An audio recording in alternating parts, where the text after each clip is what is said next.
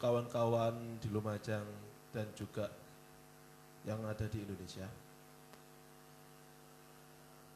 Kali ini kita di BMS Indonesia kedatangan dua tokoh Lumajang yang sangat luar biasa. Yang pertama adalah di sebelah kanan saya ada Ustadz Juwarno.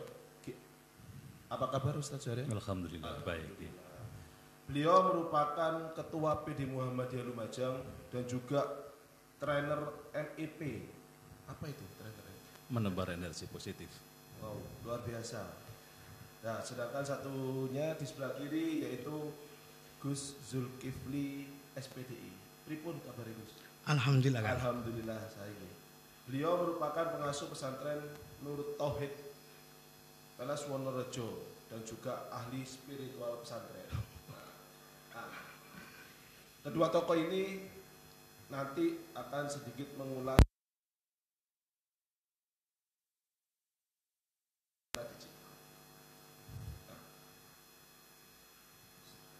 sahabat peduli suara dakwah dan kemanusiaan BMS Indonesia. Sebelum kita memulai sedikit diskusi kita, mungkin saya ingin mengajak kepada saudara-saudara semua, kawan-kawan semua, di era new normal ini jangan sampai kita lupa untuk memakai masker. Dan jangan lupa untuk selalu yang namanya mencuci tangan ketika setiap kali habis pergi dari luar. Dan yang terpenting selalu jaga jarak. Nah, yang pertama mungkin bisa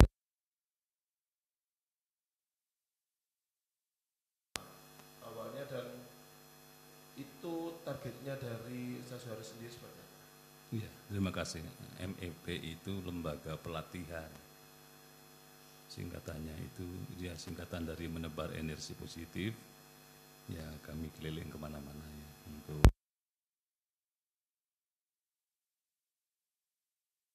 supaya mereka bangkit energi positifnya, tidak loyo, tidak gampang mengeluh, dan mereka optimis, senantiasa husnudzon dalam hidup dan seterusnya. Itu antara lain. Tahun berapa dimulai ME? 2000-an. Tahun 2000-an. Iya. Berarti sudah sekitar hampir 20 tahun ya? Iya, kurang lebih. Luar biasa ternyata. Nah, mungkin bisa sedikit diuraikan, Ustaz. Mungkin bagaimana langkah-langkah cerdas kita untuk memanage energi diri? Mungkin bisa disampaikan ke peserta. Iya, energi diri itu ya sebenarnya ada kaitannya dengan kecerdasan ya. Kecerdasan dalam pemahaman kita itu kan banyak. Ada cerdas emosi, ada cerdas sosial, ada cerdas spiritual, ada cerdas diksi kata, performan, dan yang terpenting itu cerdas religi.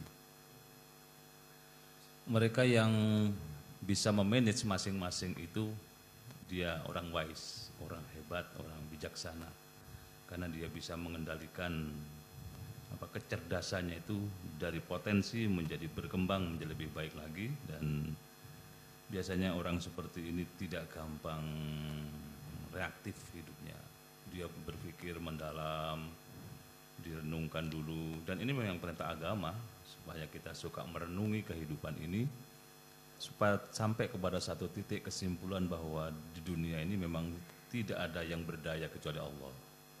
Kecerdasan puncaknya di situ. Sehingga kita buat apa kemudian kita emosional, itu kan sebenarnya buang-buang energi. Siap. Ya. Nah, ini saya ke Gus Zulkifli atau yang akrab disapa Gus Bagong. Iya. Nah, Gus Bagong ini merupakan salah satu pengasuh pondok pesantren di Lumajang. Mungkin ingin sedikit bisa mengulas Gus, bagaimana tips yang efektif ketika membangkitkan spiritual sejak dini di dunia pesantren ini. Karena pertanyaannya di dunia pesantren. Sebelumnya yang saya hormati sahabat Ustadz Suharyo. Masya Allah. Saya baru kali ini bertemu sama beliau. Pertanyaan dari bahasan dari moderator. Kalau permasalahan tentang spirit yang ada di spiritual yang ada di pesantren, ya memang setiap hari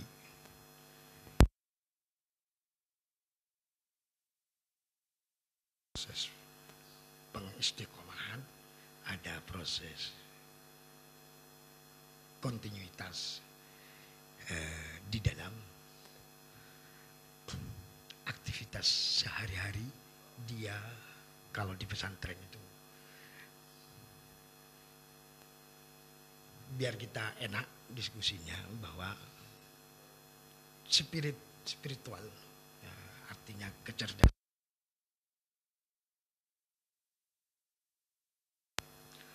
pengistiqomahan kalau dari dini itu pengistiqomahan anak baru masuk sudah dikenalkan dengan bahasa-bahasa ilahiyah, asma-asma Allah. Terus yang kedua, anak juga diajak beristiqomah. Yang namanya pesantren, sholat berjamaah wajib. Terus yang kedua, zikirnya juga wajib. Yang ketiga, kecerdasan intelijensinya juga diasah dengan kalau di pesantren kami pagi itu terhitung umpamanya pagi sebelum subuh qiyamul lail, yaitu sholat jamaah tahajud bareng, sholat subuh berjamaah, ba'da subuh itu baca Quran, setelah Quran sebelum Quran wiridan, setelah itu baca Quran, setelah itu anak diajak bersih-bersih pesantren, setelah situ baru dia persiapan mandi menuju ke sekolah formal, sehabis itu berjamaah zuhur, istirahat lalu ngaji lagi, bersih-bersih sore, istiqdat menuju maghrib, dia sudah bersih-bersih, sudah bersih badannya menyambut maghrib berjamaah ngaji Quran, setelah itu ngaji kitab kuning sekolah diniyah. Pasca itu ada namanya syawir, musyawarah kitab-kitab yang diaji, baru dia bisa roha, istirahat, selesai dia tidur sampai nanti bertemu di qiyamul lail. Ini pemudawamaan, artinya pelanggengan aktivitas setiap harinya, amalul yaumnya sudah ditata sedemikian utuh untuk memunculkan kecerdasan spiritualitasnya. Anak sudah dididik seperti itu. Namun bagaimana cara mendongkraknya? Ya, satu, selama ini apapun orang, apa betul katakannya Ustaz Saryono tadi, bahwasanya emosi, pengendalian dirinya anak. Nah, kalau di dunia pesantren itu dianggap sebuah small people. Small people itu ada masyarakat kecil karena sudah tergambarkan di dalam dunia pesantren. Mulai dari tata ruang kamarnya itu bagaikan rumah-rumah masyarakat, kan begitu. Terus yang dua, teman itu bagaikan people-nya, masyarakatnya. Lalu berinteraksi, di situ ada tabrakan karakteristik, ada. Ini kan sejauh mana dia berinteraksi satu dengan lainnya, maka yang lembek yang keluar gitu ya, yang muncul di situ. Nah, kecerdasan emosionalnya ada kan, anak sulit untuk bergaul. Nah, sulit bergaul, ada yang cerdas tapi Masya Allah bertemannya itu tidak bisa. Gak cerdas tapi golek temen itu Masya Allah gampang. Loh kok aki temen nih? Nah di situ. Lah ini yang bermain apanya? Ternyata kepekaan dia beradaptasi, kepekaan dia berinteraksi kepada temannya itu merupakan emotional cohesionnya. Tingkat spiritualitasnya dia adalah dibangun dengan pengenalan asma-asma Allah, membaca Iqra di sekitarnya. Nah, lalu beranjak sampai dia menuju dari klasikalnya, mulai dari sanawiyah, nanti ke aliyah. Lah di aliyahnya itu pun nanti berwajah bagaimana dia selaku orang satu pesantren. Pemudawamaan tadi sejauh mana penginternalisasian asma-asma Allah itu kepada anak, ngefek enggak, menginternalisasi enggak kepada dirinya. Lah di situ akan muncul sebuah kedewasaan spiritual anak berangkat dari kedewasaan dia. Oke. Kembali lagi ke Ustaz Suharyo. Ini kan MEP itu sudah terbentuk tadi di tahun 2000. Nah, pasti selama perjalanan sampai tahun 2020 ini banyak sekali tantangan yang dihadapi oleh Ustaz Suharyo sekaligus motivator ya, bahasanya motivator. Nah, bisa dijelaskan, mungkin bisa berbagi dengan teman-teman di sini tantangannya seperti apa yang dihadapi oleh Ustaz Suharyo untuk bisa menimbulkan energi positif dari orang-orang yang memang selama ini dibimbing oleh Ustaz Suharyo. Ya, pertama yang kami temui kalau dalam dunia kerja itu menurunnya etos kerja, meloyonya semangat yang degradasi semangat kerja itu. Mereka kehilangan motivasi untuk apa bekerja dan kadang-kadang tidak tahu arah kemana bekerja ini, dan apalagi kalau kita lihat dikaitkan dengan agama bahwa bekerja itu ibadah, semakin rajin semakin berpahala.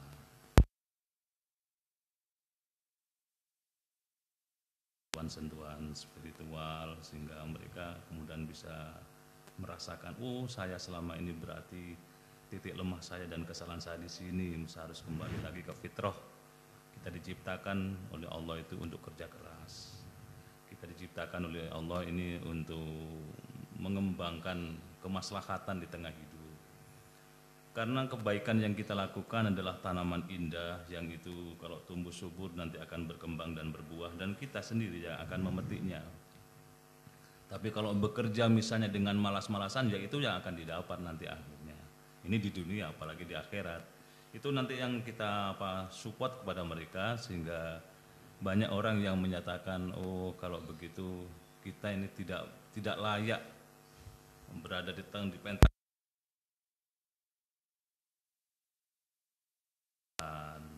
yang pesimis, itu tidak layak bagi kita. Karena Allah menciptakan kita ini kan laqad khalaqnal insana fi ahsani taqwim. Sebaik-baik ciptaan, konsepnya sudah luar biasa, dan tugas kita itu bukan main-main. Sebagai khalifatullah fil ard kan, sebagai wakil Allah di muka bumi untuk mengelola kehidupan ini supaya maksimal. Dan Allah berharap orang yang maksimal hidupnya, sebagaimana Rasul nyatakan, capek-capeklah dalam ibadah, karena dalam orang yang capek dalam ibadah itu di hatinya ada kemenangan. Ini yang kami bawa kemana-mana, sehingga ya insya Allah sedikit ada perubahan. Sudah ratusan ribu ya guru, PNS, kemudian ada juga di yayasan-yayasan itu yang kami sapa mereka. Dan salah satu di antara itu ada juga pesantren, ada tahfidzul Quran yang kami hadiri di Renduan, itu pernah juga kami ke sana. Sehingga energi positif yang Allah titipkan di kita sebagai amanah itu terus tidak ditenggelamkan oleh kita karena sikap malas, tapi justru kita asah, kita pacu, sehingga ada optimisme hidup, ada harapan-harapan besar ke depan bahwa kita ini akan menjadi orang sukses dalam hidup. Tergantung pada kita dan Allah Subhanahu wa taala. Terus lagi untuk di MEP ini sendiri, bahkan juga energi positif, apa juga ditelurkan dan ditularkan kepada anak-anak di usia dini, Ustaz? Ya, anak didik juga, karena kadang-kadang seseorang itu berada dalam satu lingkungan yang tidak ada sentuhan-sentuhan, datar-datar saja, mereka kemudian tidak punya semangat dan motivasi. Maka anak-anak didik itu juga perlu diberikan motivasi hidup dan kehidupan ini supaya mereka paling tidak merasa bahwa dirinya adalah orang dewasa yang bertubuh kecil. Dirinya adalah orang yang punya masa depan. Dirinya adalah orang yang diciptakan oleh Allah untuk menjadi orang baik, bukan orang yang tidak baik. Itu perlu disadarkan mulai dari kecil. Terus berbicara anak kecil, bahkan kan sekarang ini musim ya, yang namanya kenakalan-kenakalan remaja. Mungkin selama ini pernah tidak Ustadz Suharyo menemukan anak-anak, bahasanya itu anak-anak milenial ya, anak-anak milenial itu yang terjebak di kenakalan remaja untuk disembuhkan? Ya banyak. Banyak. Saya pernah datang ke panti rehabilitasi narkoba seperti di Sumatera, bahkan di Lumajang sendiri. Saya kan juga bagian dari tim yang memberikan penyuluhan soal itu ya. Ya, mereka tidak merasa kalau dirinya pelan, tapi pasti larut dan hanyut pada dunia itu, dunia gelap itu. Begitu mereka kemudian nyemplung di situ, nggak bisa mentas. Dan di pesantren rehabilitasi di Sumatera itu seluruh agama didatangkan, misalnya pendeta hari ini didatangkan, kemudian ada kiai, ada ustadz didatangkan untuk memberikan penyadaran baru. Memang berat kalau sudah terjadi. Dan ini kalau kita lihat ke atas, orang tuanya bukan orang herehe. Orang tuanya orang-orang penting, orang-orang berpendidikan, tapi karena mungkin kurang perhatian kepada anaknya, kemudian anaknya salah pergaulan. Dan mereka kemudian untuk dikembalikan lagi kepada jati dirinya sebagai anak baik itu susahnya bukan main. Termasuk dulu di Prajuana, di Kelaka dulu begitu. Ya, sekarang sudah enggak tempati kan jadi SMK. Jadi anak-anak sekarang itu perlu didampingi oleh orang tua dengan dampingan yang bagus, yang istiqomah, yang religius.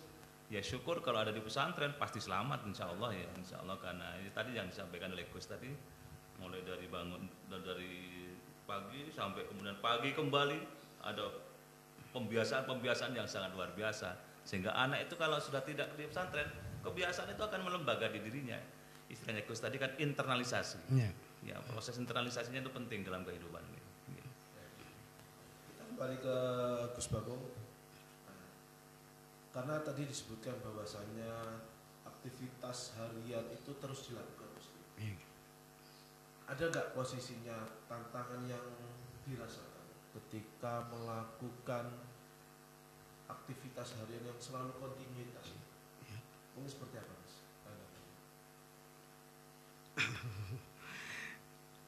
Tantangannya itu kalau di dunia pesantren ya kita pasti yang kita dihadapi itu adalah santri. Yes. Dengan varian karakteristiknya, psikologinya. Ini tantangan yang satu, tantangan bagi seorang pengasuhnya untuk cerdas-cerdas untuk menyikapi dari sekian varian bermacam-macamnya anak santri, karakteristik santri yang demikian. Saya punya cerita. Ini santri saya. Santri saya itu anaknya nakal pol. Ya karena panjang dia masuk dengan latar belakang yang berbeda-beda. Dari suasana rumah yang berbeda-beda, dari suasana keluarga, internal keluarganya yang berbeda-beda, milieu yang dia pakai dari luar rumahnya masuk ke pesantren, dia harus beradaptasi sedemikian rupa. Lalu ini ada 3 santri, satu ini Masya Allah pinternya kaset otaknya. Sekarang sudah di Al-Azhar. Dia di Al-Azhar, alumni 2 tahun yang lalu, namanya Abdul Muiz. Dia di Al-Azhar sekarang berangkat ke Mesir. Tuh.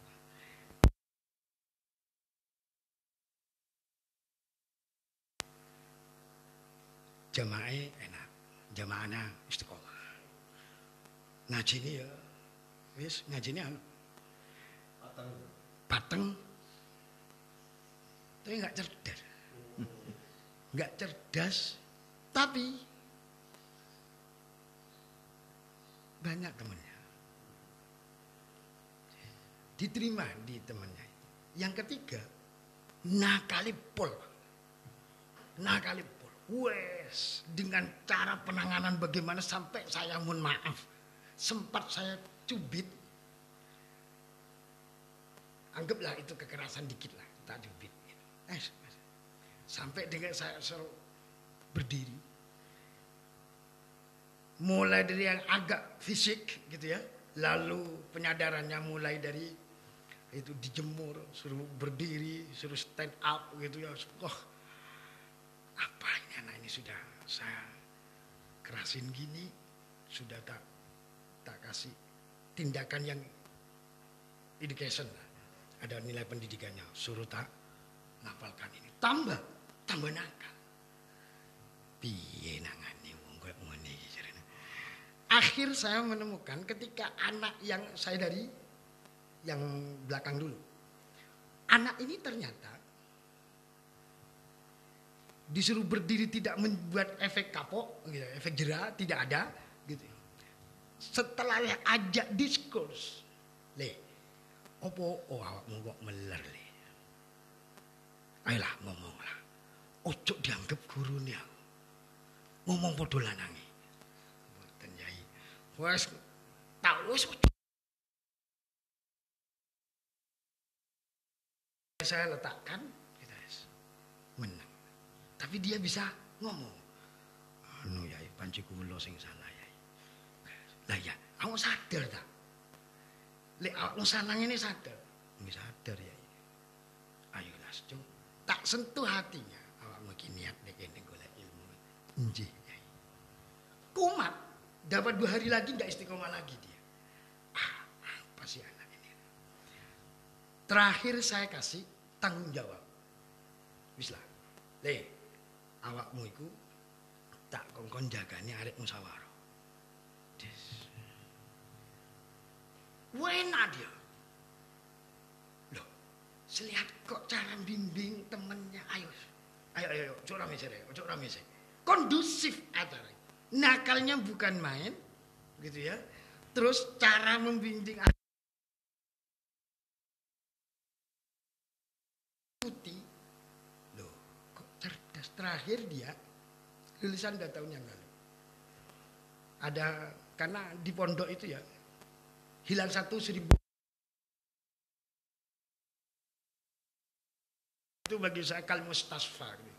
Bagaikan rumah sakit gitu. Ya jenis rumah sakit orang sing sakit ginjal gitu. Ya sama di pesantren gitu. Ono yang enggak jelas. Ya. Akhirnya anak ini apa akhirnya ketika di masyarakat? Dia justru anak yang dari mohon maaf karena yang Mesir itu 2, yang keduanya di mana? Di Unibro gitu ya. Akhirnya nggak ada punya apa-apa, kecerdasan dia itu tidak ada. Jadi seorang yang sukses itu nggak ada. Keluyuran ke sana. Malah yang anak yang dulunya di pesantren hanya melu jamaah sing melu kain. Jadi saya jadi orang tokoh punya pesantren ya. Diikuti oleh santrinya di daerah Kalipunggung sana. Namanya Riza Umami. Ya. Ini uangnya tell me lah cara pikirnya di pondok. Tapi kenapa dia kok kasarane bisa eksis di masyarakat, bisa bersurvive di masyarakat, dia sing payu, lalang ngoten lha ya nopo nih. Pada faktor apanya dia payu? Yang sing cerdas. Sehingga saya opo sing garwari sing cerdas iki enggak payu di masyarakat sing meler di pesantren payu di masyarakat. Terakhir ternyata ada sebuah pemaknaan bahwa di masyarakat di pesantren itu gambaran secara psikologi seseorang orang cerdas itu banyakan satu enak sombongnya. Kedua, sulit dia bergaul kepada masyarakat karena dia mengedepankan kecerdasan dirinya. Tetapi kalau anak yang tadi, yang apa, yang nakal tadi itu, lah itu dia tidak berbicara dengan keintelektualannya, tapi dia berbicara dengan satu hatinya. Kedua adalah kepekaan terhadap temannya yang tidak menampakkan bahwa dirinya adalah orang pintar, tidak. Bodoh akhirnya. Nah, justru itu yang banyak temennya, dan itu yang membawa ke masyarakat gaya style perform yang demikian itu. Sing cerdas mau ya ora payu, Pak. Mergane yang nggak bisa bermasyarakat. Lah bermasyarakat ini dia mungkin karena keistiqomahan di pesantren di bawah.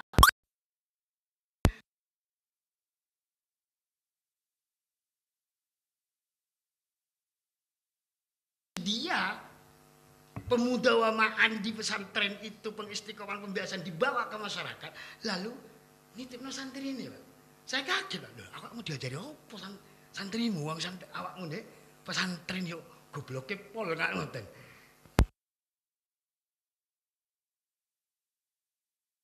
Masyarakat tidak melihat dari keintelektualitasannya, tapi dia pengistiqomahan dirinya memberikan sebuah uswah sing pinter ya rada kardiman, Pak, di masyarakat.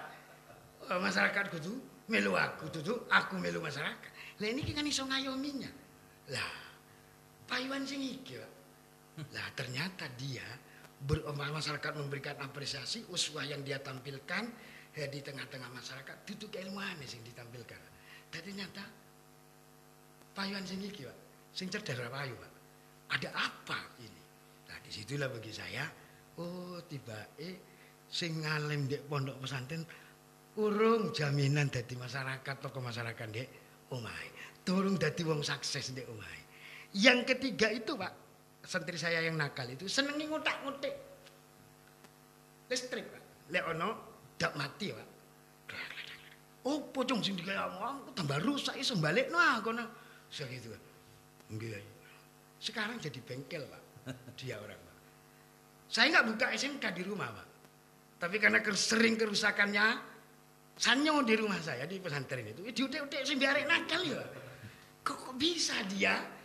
Nah, ini saya sampai bermuhasabah diri. Ya sikilah. Jadi enggak iso mamen Pak Yai dungone mandar duwe santri sing ngalim ora iso, Pak. Sing payu iki sing nakal malah justru ada. Ini kalau lihat konteks payung enggaknya gitu ya. Ya gitu ya. Ya itu yang saya rasakan. Ternyata belum jaminan orang intellectual questionnya enak di masyarakat kayak gitu. Terus emosionalnya cerdas, ternyata dia bisa bereksis. Spiritualitasnya tinggi juga eksis di masyarakat. Itu jaminan kecerdasan. Ngalim di pondok ya ora dadi jaminan dadi tokoh, gak iso.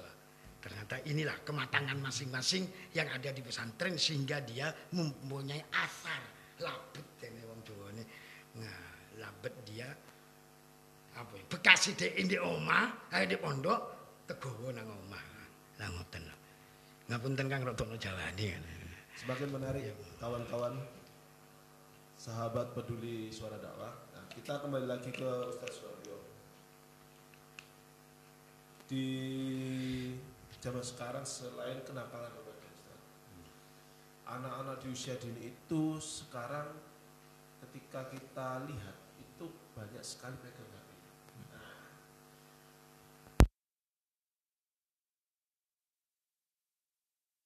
HP ini ketika anak kecil itu sejak dini sudah pegang HP ya, ini kan juga akan semakin berbahaya ke depannya. Nah, ada nggak strategi mungkin dari Ustaz Suwaryo yang bisa ditularkan kepada kita semua? Ya, saya tertarik apa yang sampaikan Gus tadi bahwa anak yang cerdas di pondok tidak jaminan itu ya. Ya kalau saya lihat anak yang tadi nakal kemudian berhasil itu dia memiliki kecerdasan sosial.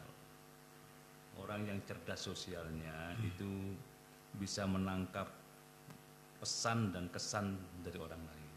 Orang lain begini, saya punya ilmunya karena biasa nakal.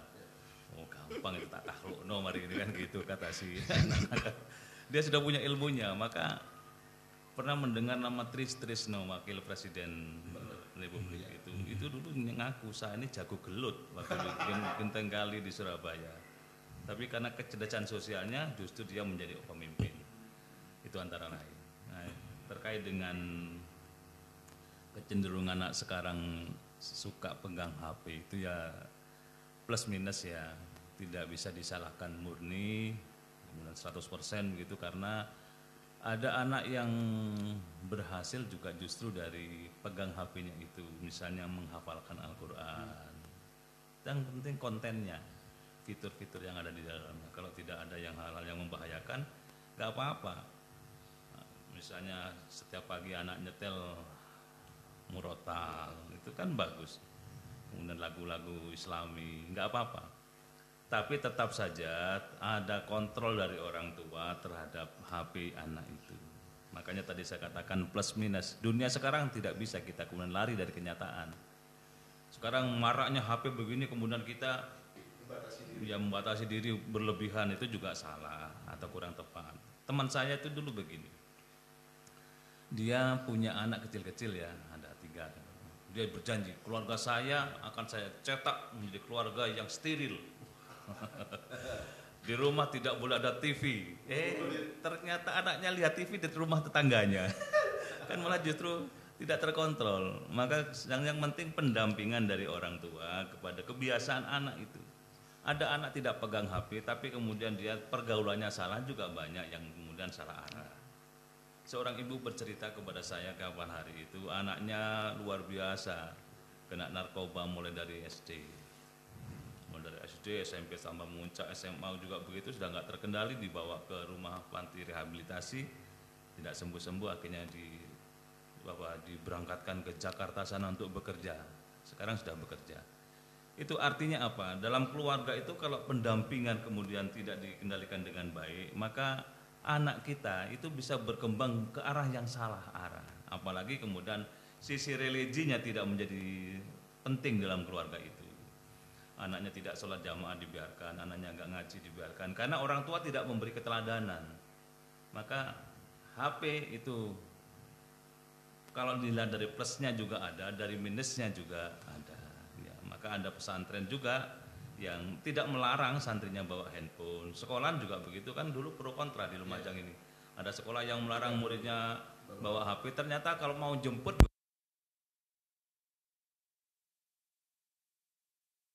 karena tidak boleh bawa HP, pulang pagi kemudian terkatung-katung anaknya. Jadi tergantung bagaimana kita menyikapi sesuatu yang ada di sekitar kita.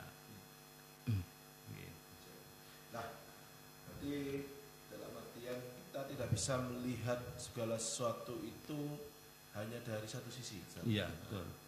Nah, untuk selanjutnya, bagaimana kecerdasan emosional dan juga spiritual ini menjadi penggerak dakwah dan sosial yang efektif untuk umat. Iya. Pertama, umat itu butuh keteduhan. Orang tausiah, ceramah, dan bertabligh, berdakwah, itu kalau modelnya nyerang, itu jangan berharap dapat. Tapi kalau persuasif, insya Allah pelan tapi pasti di rumah akan merenungi apa yang disampaikan. Apalagi yang disampaikan benar-benar berangkat dari hati. Kata Imam Al-Ghazali, kalau ceramah berangkat dari leher ke atas, sampainya hanya di otak. Tapi kalau dari leher ke bawah, dari hati, maksudnya hinggapnya ada di hati orang itu. Maka kecerdasan emosi, kecerdasan religi di dalam mengembangkan dakwah itu sangat penting. Ada kiai yang tidak terlalu banyak ceramah, tapi kata-katanya sangat diperhatikan. Itu artinya kan motivasi dari dalamnya itu yang penting. Kiai As'ad Samsul Arifin dulu itu pernah menyatakan jok meletu kurwah, karena diketahui di toko itu Quran ditaruh di bawah, sudah diingatkan Quran taruh tabek atas Quran dia sabek bebe. Tokonya nggak mempedulikan, akhirnya santrinya diberitahu jok meletu kurwah, akhirnya nggak ada santri yang ke situ, akhirnya tokonya ya kokur juga. Jadi dakwah itu yang penting adalah mengajak bukan mengejek. Ini kecerdasan emosi. Apa istilahnya mengundang, jangan menendang. Mengundang orang sebanyak-banyaknya, jangan menendang perasaannya gitu. Mengobati, tidak menyakiti. Merangkul bukan memukul, itu teori-teori dakwah yang persuasif seperti itu. Nah sekarang banyak orang yang gampang-gampang mengkafirkan orang, itu sudah gak akan kena, sudahlah. Banyak kan sekarang kalau kita lihat di sosmed, dalam tataran praktis itu juga banyak kita dengar, titik uang itu kafir, itu kan orang sudah sakit dulu sebelum mendengarkan ceramahnya, itu sudah sakit dulu, tidak akan dapat ya. Tapi kalau misalnya diajak diskusi penuh kesantunan, bahasa yang lemah lembut, seperti Rasul itu kan banyak yang masuk Islam gara-gara akhlaknya, kan gitu ya Gus. Ya.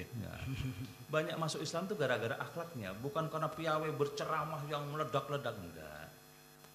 Maka bagi kita memanage kecerdasan emosi dan kecerdasan religi untuk kepentingan dakwah itu sangat diperlukan dalam kehidupan, apalagi di suasana seperti sekarang ini. Kembali ke Gus Bagong, sama pertanyaannya, bagaimana kecerdasan emosional dan spiritual bisa menjadi penggerak dakwah dan sosial yang efektif di masyarakat? Saya banyak potret dalam hati ini, dengan banyaknya media melihat gaya perform seorang dai. Kalau bahasanya Pak Suharyo barusan adalah ngayom tutup mentung. Gaya skill. Seorang dai itu kan tidak lepas dari sebuah skill penampilannya. Dia mempunyai gaya berpenampilan begini, lalu isi dan cara berdakwahnya demikian. Kalau saya melihatnya pada sisi bentuk, saya ngadem lah. Jadi dakwahnya itu ngayomi, dakwahnya itu mendinginkan. Nah, tapi kita itu memang ada perlu juga pleasure, dakwah dengan pleasure itu, dakwah dengan oral tinggi itu. Oh iya, saya melihat dari perjalanan dakwahnya Rasulullah, gitu. 4 sahabat ini adalah satu percontohan di dalam menyebarkan dakwah. Perlu memang ada Umar bin Khattabnya, itu perlu. Ono Abu Bakarnya yang siap, yang lemah lembut, bijak, kecenderungan. Alim alama Sayyidina Ali. Ekonom Sayyidina Utsman. 4 ini kalau mau dicontoh dari sebuah tipikal gitu ya. Wah sing akeh dunyane ya monggo lah jihadul mal kan gitu. Monggo dakwahnya dengan kecerdasan dia, wes berdakwah tidak dengan kata-kata tok. Ada jihadul malnya. Orang syahok itu, orang dermawan, wah. Muhammad Dr. Iqbal, seorang guru besar yang ada di Zahra, Mesir. Itu mengatakan doanya bagaimana? Ya Allah, kayakan aku ya Allah. Kayakan aku ya Allah. Dengan duitku ini ya Allah, dengan hartaku ya Allah, aku akan berdakwah kepada orang yang miskin. Itu. Yang kedua doanya adalah, ya Allah, cerdaskan aku ya Allah. Karena saya akan berdakwah kepada orang yang intelek. Artinya apa dari 2 ini adalah orang miskin itu dicokoi sing sabar gitu.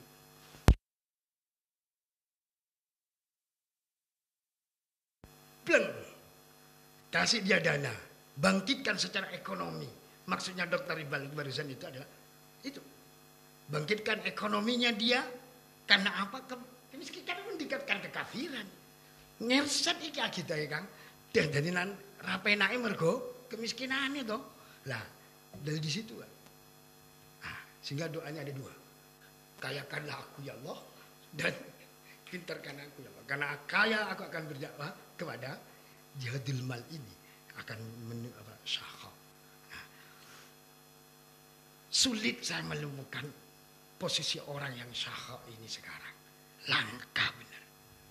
Langka benar orang yang berdakwah dengan jihadul mal ini. Wah ini sesuai dengan kebutuhannya. Orang miskin ini apa sih? Mosok kate kiai tausiah tok. Muak kok ya. Ya wis kayak bangkitkan dia ekonominya. Nah, ketika dia bangkitkan ekonominya, merasa karena dia butuh maem, butuh kerja, butuh lapangan kerja. Oh, dia sing sabar niki koncone pengiran cedhek. Aduh segena. Inallah ma'asafir. Lah ikut tos ya. Nggih Pak kula niki sabar Pak. Tapi ora dakwah, orang yang maaf pendai salah sasaran di dalam berdakwah. Konteksnya di situ adalah orang petani yang setiap harinya kerja. Mari Pak, kia mulel kita. Waduh, ngomong sing nebang tebu Pak. Iya sampean kan, loh aku mulai seisuk kan, loh ngarit nebang mulai maghrib. Mari maam bar maghrib katanya. Nyisak yo turu wis untung sembayang nyisak kan ala ngoten yo. Kate mung kon tahajud to kondi. Kan ini salah penyampaian dengan seorang pendai dari sebuah iya. Semestinya kan mengarang, mendramatisir kita sama-sama ada di kaum koli. Mulia, lebih mulia mungkin ketika karena faktor ada apa? Underestimate-nya gitu ya. Pandangan aini sohir ya. Dalam apa dalam hal ini? Meremehkan gitu ya. Mas awakmu koli orang gak berkembang-kembang. Lah, tetapi ketika kita berdakwah lalu mengayomi, lalu menyepot dia tidak harus menjadi seorang koli, wah ini bagi saya pendai sangat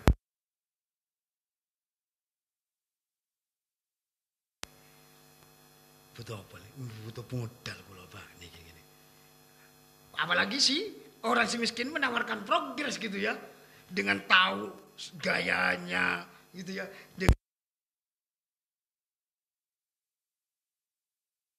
Ini saya ini Pak. Yes, pinginan. Kok pinter koncong. Tenan iki, serius kon. Ya iki modal nih. Ini kan tahu bahwa dia posisinya koli, saya punya ini tapi enggak posisi modal. Lalu didakwai. Lah ini bagi saya salah juga seorang pendai. Ya no, bukan salah, mohon maaf konteksnya kurang tepat gitu ya. Wis bonyok kaya iku mulai isuk dijake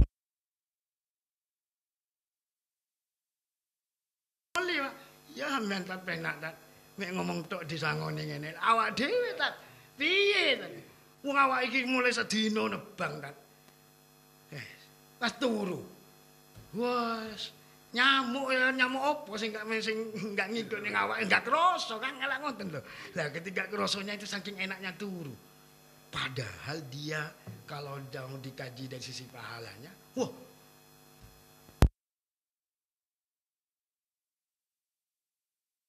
menafkahi keluarganya, memberikan ini, alfa rakah. Lebih mulia dari 1000 rakaat sisi penebang ini. Coba dibangkitkan sisi motivasinya dari situ. Jenengan selaku orang koli, jangan kecil hati. Ibadahnya jenengan ngalahin. Ustaz sing gitu ini kan terbangkit loh. Kepedean. Bisa tersemangat. Sampai kan ada kisah bahwasanya ya Rasulullah.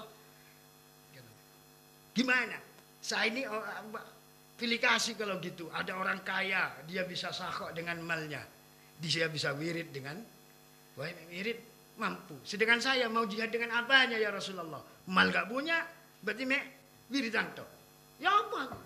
Rasulullah mengatakan cukup antum baca subhanallah walhamdulillah. Gitu. Memang itu tasbih ini sama kau dengan itu. Lah ini tempatnya Rasulullah tidak. Ya jangan mohon maaf aja. Kalau ini rawopo kata ngono. Dunya ora kata ngono. Ngamal dunya maca subhanallah tok alhamdulillah apa. Posisi ini dia adalah Rasulullah tahu ke medianya siapa yang dia hadapi. Yaitu dia orang miskin yang tidak mau dijawab. Rasulullah itu berbeda dengan dua. Rasulullah kalau ke Abu Bakar sebelum dia menjadi mertua, dia juga pernah ngasih duit. Tapi kalau ke Bilal ngasih karena tahu Bilal ini tidak mampu. Kalau saya kata Abu Bakar, Oh dia kaya, ngapain saya buka? Lah ini kan profesional Rasulullah itu memberi dalam ini. Nah itu salah satunya bisa membaca psikologi masyarakatnya, komunikasi masanya, ketahuan. Lah sekarang ini komunikasi masanya ini yang kurang pada dibatek pokoknya aku dalilnya ini, wah mari. Awalnya kasih keluar statement kafir waktu tambah meneh kaya itu surgane dhewe. Wong lain ngampung ya lek ngene lho piye Pak. Enggak ada. Bagi saya ya disitulah pinter-pinterlah berdakwah, komunikasi masanya harus tahu, ojo dipukul rata kaya wong ngampung nang surgane Mbah ya. Ngapunten ngoten. Ya. Terima kasih. Sahabat peduli dakwah dan kemanusiaan BMS Peduli. Selanjutnya kembali ke Ustadz Suharyo. Ini sedikit berbicara mengulas sumber daya manusia. Ya. Peluang, seberapa besar peluang yang bisa dilakukan oleh sumber suatu daerah dengan energi positif di dirinya itu. Sukses itu bukan hanya milik orang kota. Orang bisa berhak sukses. Cerdas bukan milik orang kaya. Orang miskin juga berhak cerdas. Dan begitu seterusnya, seluruh kebaikan positif itu milik kita semua. Allah tidak membeda-bedakan kita. Syaraf kita di otak ini jumlahnya 16 miliar. Sama si A, si B, orang kota, orang desa, orang besar, kecil, syarafnya jumlahnya sama. Maka potensi yang Allah berikan secara menyeluruh ini dan tidak membeda-bedakan itu harus diyakinkan kepada masyarakat bahwa semua bisa sukses. Di desa pelosok semua bisa sukses. SDM yang kita miliki itulah yang harus kita maksimalkan potensinya. Maka kalau kita menghadapi satu program, ya harus ada pertama optimisme. Orang yang optimis maka energinya itu akan menjadi tim sukses untuk menuju keberhasilan. Yang kedua harus move on. Ada orang yang berlama-lama merasa di bawah, nggak pakai-pakai, padahal roda kehidupan itu kan berputar, kadang-kadang di samping, kadang di atas, kadang di bawah. Selagi kita ada di bawah, segera kita bergeser sedikit, move on, pindah bangkit. Dan kemudian yang ketiga, dalam Islam itu diajari satu paket 3 hal. Ada ikhtiar, kerja keras. Kerja keras itu ya memaksimalkan potensi. Kemudian yang kedua, jangan lupa bahwa sukses itu ada campur, ada sibukoh dari Allah. Kalau kita ingin sukses, jangan lupakan Allah, jangan menjauh. Allah itu nggak bisa kita jauhi, wanahnu Allah itu dekat kepada kita, maka untuk unias tadi aku mintalah kepada aku beri. Kadang-kadang kita ini lupa berdoa kepada Allah, mengandalkan potensi, merasa hebat gitu. Nah, kemudian yang ketiga itu ramadhan. Kita ajak masyarakat bertawakal kepada Allah setelah kita kerja keras dan berdoa. Satu paket itu yang menyebabkan sebuah masyarakat akan sadar tentang potensi, kemudian mau melangkah dengan kerja keras, dan kemudian hasil akhirnya bukan dia yang punya kewenangan, tapi Allah yang menentukan. Untuk Gus Zulkifli, sama bagaimana peluang sumber daya manusia khususnya yang ada di pesantren ini bisa turut serta di dalam pembangunan suatu daerah.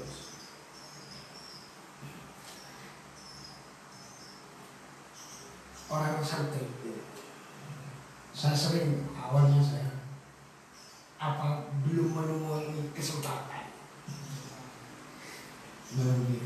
sosok seorang santri jadi seorang leader. Karena bagi saya kompetitif, artinya kekamilannya, kesempurnaan di dalam mengkaji kalau di pesantren itu opposite katanya.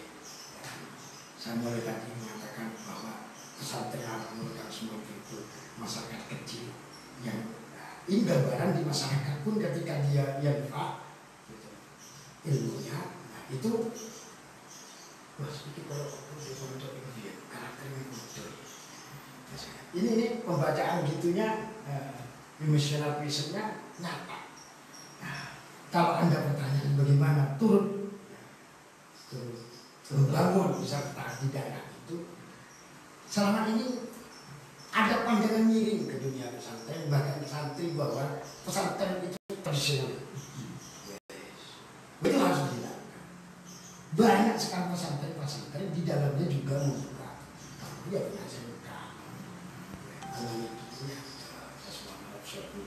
banyak yang membuka pendidikan formal di dalamnya. Nah,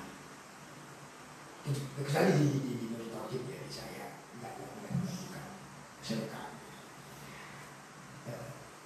Beda. Artinya bahwa sekarang juga banyak pesantren-pesantren yang up to date, ya, bisa menerima perkembangan zaman, seperti ini, masuk sebuah teknologisasi, masuk ke dunia pesantren. Wah, biar kan lebih masuk. Ada sebuah efek doktrin salafiyahnya muncul sehingga haram aku HP, nyekel HP, harus dulu juga sih ini ada. Tapi kalau sekarang sudah bergeser, mindset demikian itu sudah bergeser. Banyak pondok pesantren modern, Gontor juga ada, Premium juga ada. Artinya ketika memang harus diberi kesempatan untuk apalagi mimpin gitu ya. Bagi saya kematangan mentalitasnya sangat, ya, karena sudah digembleng. Ya. Pendidikan di dunia pesantren itu menanya apa? Konseling guidenya itu 24 jam. Dan kita mau konsultasi guide dari Mas lengkap. Nah, lengkapnya apa? Mau dibawa uswahnya dilihat di sana. Termasuknya wasit. Ya itu sederhana itu dinamanya. Tidak penting orang. Ayah itu suge. Kuasai. Sering ngerasani Pak Yani orang oleh. Jadi ya gaibah. Di setel meneh wis. Iku jenenge apa? Bagus Allah. Menghilangkan mindset kecurigaan, sudonitas bahwa Pak Yai akeh duit, Pak Yai apik mobile, apa lengkap bagi saya karena jadi mentalitas seorang santri itu sungguhnya ya, kesempurnaannya lebih banyak lah daripada ya cuma kesempatan mungkin, kesempatan untuk eksis, kesempatan untuk mengeksplorkan diri di dunia itu. Ini ada apa? Apakah memang karena kesempatan ini bisa dibuka, bisa diciptakan oleh. Nah, kalau mencipta berarti kreativitas anaknya, gitu ya, membuka, diciptakan memang memberikan peluang. Hak siapa dalam hal yang memberikan kesempatan? Ya, banyak tepuk tangan bagi saya, orang-orang stakeholder yang lainnya bisa diberikan kesempatan dia memberikan. Ya. Karena pandangan tadi mindset anak santri tradisional itu pemikirannya, yes mungkin ini 30 tahun yang lalu atau 20 tahun yang lalu. Kalau sekarang sudah bergeser. Wah, bergeser, ngomong tadi bergeser. Wah, bergeser. Terima kasih Gus. Ini yang terakhir, ini sahabat dakwah dan juga kemanusiaan, closing statement dari dua tokoh, Pak Ustadz Suharyo dan juga Gus Zulkifli. Kita mulai dari Gus Zulkifli. Ustadz Suharyo, lebih senior. Siap. Dimulai dari Ustadz Suharyo, closing statement yang bisa diteladan kepada sahabat-sahabat dakwah dan kemanusiaan dan mungkin pesan yang ingin disampaikan. Iya, siapapun kita, dimanapun, berapapun usia, melangkahlah secara maksimal, jangan takut salah, karena orang melangkah kemudian salah masih punya nilai daripada tidak pernah salah ketika tidak melakukan sesuatu. Yakinlah dengan potensi yang Allah bekali kepada kita ini, kita bisa meraih cita-cita besar, kita akan sukses bersama Allah. Terima kasih Ustaz. Selanjutnya closing statement yang bisa menjadi motivasi untuk kita semua. Terima kasih. Hanya saya bisa pesan kalau itu secara tidak. Ya karena masyarakat sekarang itu ngomong zaman kayak gini susah dalam perekonomiannya. Jangankan siapa ngomong apalagi pandemi seperti ini, sulit untuk mendapatkan lapangan kerja yang lengkap semua itu. Maka saya berpesan, hanya sepesan gini, pesan saya, Islam, sabar dari melakoni, syukur dari menerimanya, nerimo dari konai, ikhtiar dari pelaksanaan, tawakal tapaslah dari permasalahan. Niku bagi teman-teman sahabat-sahabat masyarakat Indonesia pada khususnya. Terima kasih untuk Ustadz Suharyo dan juga Gus Zulkifli atas ilmu yang bisa ditularkan bagi kita semua.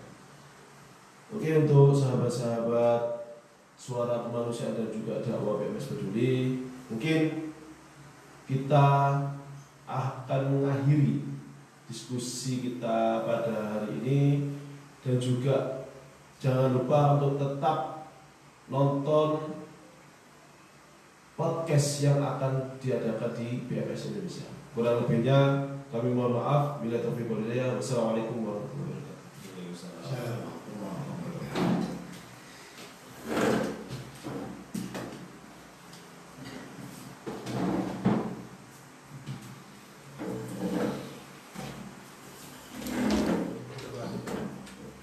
Betul